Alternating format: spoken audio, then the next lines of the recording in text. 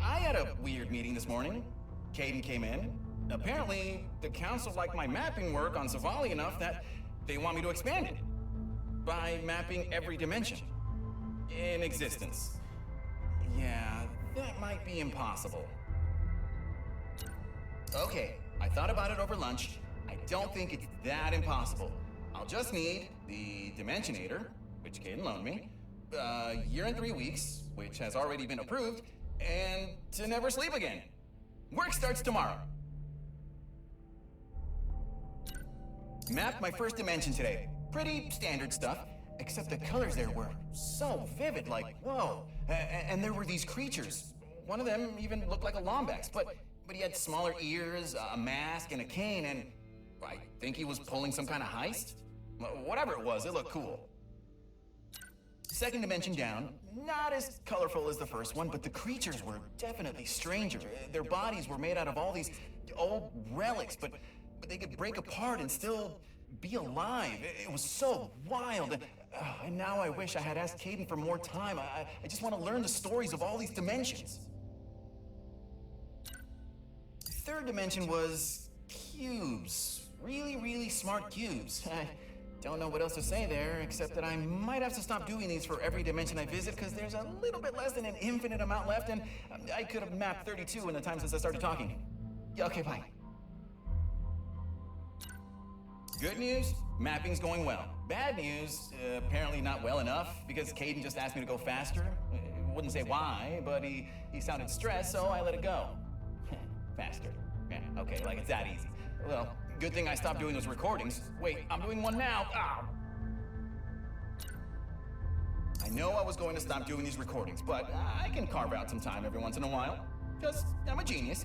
Dimension 31x7, not super different from home, but there were these creatures.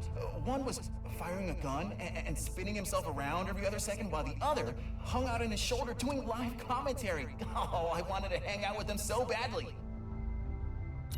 I finally figured out a way to map even faster. Caden might kill me, but listen, instead of all the cranking and pulling a trigger to use the Dimensionator, I just converted the whole thing into a helmet that runs on voice commands. I mean, he can't argue with the results, and if he does, I'll just complain about it here. Dimension 242Y8, quite possibly the cutest dimension I've ever seen. Oh, the inhabitants were all made out of wool, I think. They could literally make anything. And there was a really pleasant voice following me around everywhere. Oh, it was incredible. Oh, and what's even better? I think I'm finally close to mapping my last dimension. So tomorrow I'm going to sleep in for an hour because I'm done, baby. I mapped every single dimension in existence. Woo-hoo-hoo. Oh, I can't wait to see Caden's face when I give him the map. And tell him that I'll be going back to all those dimensions soon. There's still so much I can learn. I found out why Caden has been so stressed lately. Something bad's going on. Bad enough that we need to hide as many Lombaxes as we can. And I guess all of my mapping work was to help find the perfect dimension for us to hide in. So, yeah. I hope I didn't screw anything up. This is my final recording. If you're listening to this, that means you didn't make it to the new dimension with us, and I'm so sorry. We're trying hard to get everyone now, but our race is scattered across so many dimensions, This is not farewell. I left a copy of my dimensional map in the archives, and I marked down where we're all going. I wish I could have left you a Dimensionator too, but hey, I'm only one Lombax. I hope you find your way back to us, and if you do, please look me up. The name's Mags, and I'd love to hear your story.